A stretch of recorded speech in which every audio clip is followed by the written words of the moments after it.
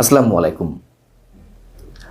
মার্কিন মুল্লুকের মসনদে Donald Trump আনুষ্ঠানিকভাবে বসার সঙ্গে সঙ্গে বিশাল কিছু ঘটে যাবে আওয়ামী লীগের ক্ষেত্রে, সেরকম একটি ভাবনা, বুক ভরা স্বপ্নে আওয়ামী লীগ নেতাকর্মীরা ছিলেন এবং এগুলো যে কিছু ঘটবে না সেগুলো তো অন্তত মিনিমাম জ্ঞান সম্পন্ন মানুষ তারা হিসেব করে রেখেছিলেন।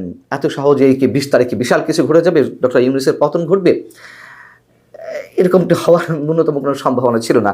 তবে এখনও আওয়ামী লীগের নেতাকর্মীরা বা আওয়ামী লীগের শীর্ষ নেতারা যে হিসেবগুলো কষছেন ডোনাল্ড ট্রাম্পকে ঘিরে, তার একটা বিশ্লেষণ এবং নানান ধরনের কারণ হিসেব বিবিসি তার একটি প্রতিবেদনে তুলে এনেছে।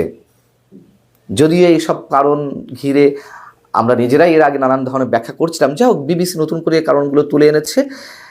সেই হিসেব থেকে আসলে কতটুকু মেলানো যেতে পারে, ডোনাল্ড ট্রাম্প আওয়ামী লীগের আশীর্বাদ হয়ে এসেছেন, আওয়ামী লীগ আবার দেশে পুনঃপ্রতিষ্ঠা পাবে, কিংবা নির্বাচনের মাধ্যমে ক্ষমতায় আসবে, কিংবা যেভাবেই হোক পাশার দান উল্টে যাবে বাংলাদেশের ক্ষেত্রে।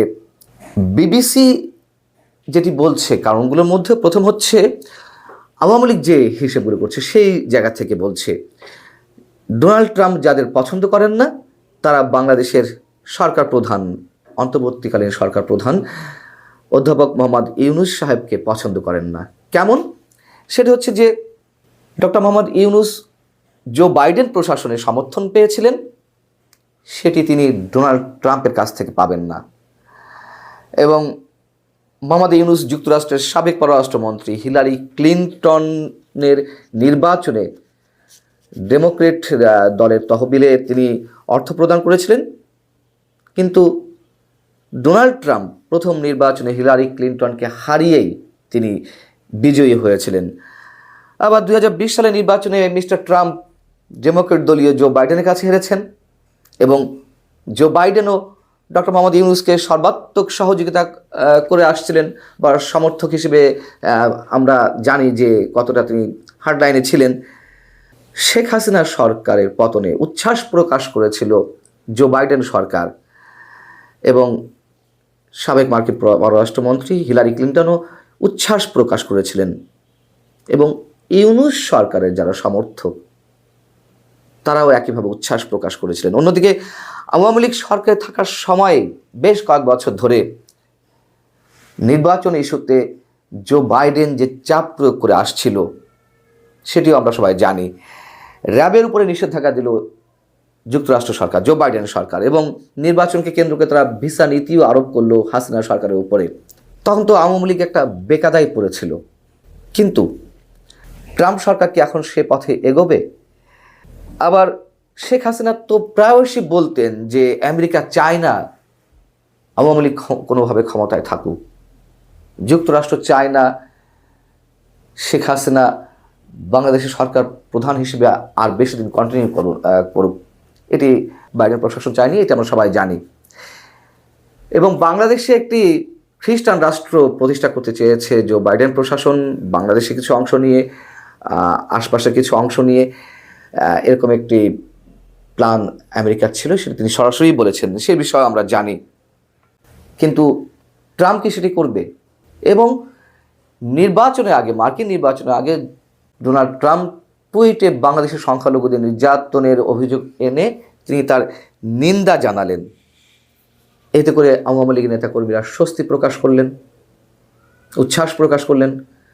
এবং তারও আগে শেখ হাসিনা তিনি প্রকাশ্যে এই অডিও বার্তায় বলছিলেন যে মার্কিন নির্বাচনের দিকে খোঁজ রাখতে।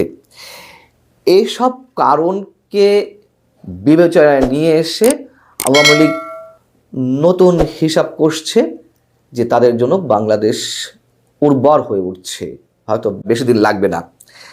আওয়ামী লীগের সাবেক তথ্য সম্প্রচার মন্ত্রী মোহাম্মদ আলী আরাফাত তিনি বিবিসিকে বলছেন যে বাইডেন প্রশাসন বাংলাদেশ সহ অনেক দেশের অভ্যন্তরীণ রাজনীতিতে সরাসরি হস্তক্ষেপ করেছে, কিন্তু ডোনাল্ড ট্রাম্প আগেই দেখিয়েছেন যে তিনি এ ধরনের নীতিকে বিশ্বাস করেন না। তাহলে বিষয়টা কি দাঁড়ালো? এতগুলো হিসেব যখন আওয়ামী লীগের পক্ষ থেকে আসছে, তখন আবার একটু বিপরীতধর্মী কথা বলে ফেললেন না মোহাম্মদ আরাফাত, যে ট্রাম্প এসব নীতিতে বিশ্বাস করেন না, বাইডেন যা করেছেন। তো বিশ্বাস যদি নাই করেন তাহলে তাকে নিয়ে উচ্ছ্বাস করার কি আছে? বিশ্বাস যদি নাই করেন তাহলে ইউনূস প্রশাসনের পেছনে তিনি কেন লাগবেন? বিষয়টা হচ্ছে যে আওয়ামী লীগের যে হিসাব নিকাশ সেগুলো আমি বলবো কোনো কোনো ক্ষেত্রে ঠিক আছে, সর্বাংশে না হলেও, এটি আমার বিবেচনায়। আরেকটি বিষয় হচ্ছে যে যেদিক থেকে কন্ট্রাডিক্টরি বা বাস্তবতা বিবর্জিত তা হচ্ছে ট্রাম্প প্রশাসন হোক আর বাইডেন প্রশাসন হোক, যেই হোক না কেন, বাংলাদেশের রাজনীতিতে হস্তক্ষেপ করবে না যুক্তরাষ্ট্র এটি মনে করার কোনো কারণ নেই। জিও স্ট্র্যাটেজিক্যাল পলিসি থেকে বা এই অঞ্চলে যুক্তরাষ্ট্রের যে স্বার্থ রয়েছে সেই জায়গা থেকে অবশ্যই যুক্তরাষ্ট্র সবসময় বাংলাদেশের রাজনীতিতে হোক বা ভূ রাজনৈতিক হিসেব নিকেশ থেকে হোক তারা হস্তক্ষেপ করবেই। এটিকে উড়িয়ে দিয়ে কোনো ধরনের বিশ্লেষণ করার মানে হচ্ছে আমরা বাস্তবতাকে অস্বীকার করছি। যদিও অনেক বিজ্ঞজনেরা যে কিংবা কূটনীতিবিদরা তারা বলছেন যে যুক্তরাষ্ট্রের সরকারের যেই আসুক না কেন পররাষ্ট্র নীতিতে কোনো ধরনের চেঞ্জ আসে না।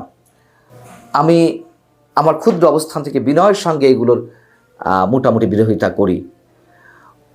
পররাষ্ট্রনীতিতে খুব বেশি পরিবর্তন আসে না, কিন্তু পরিবর্তন তো আসেই, এটি বাস্তবতা।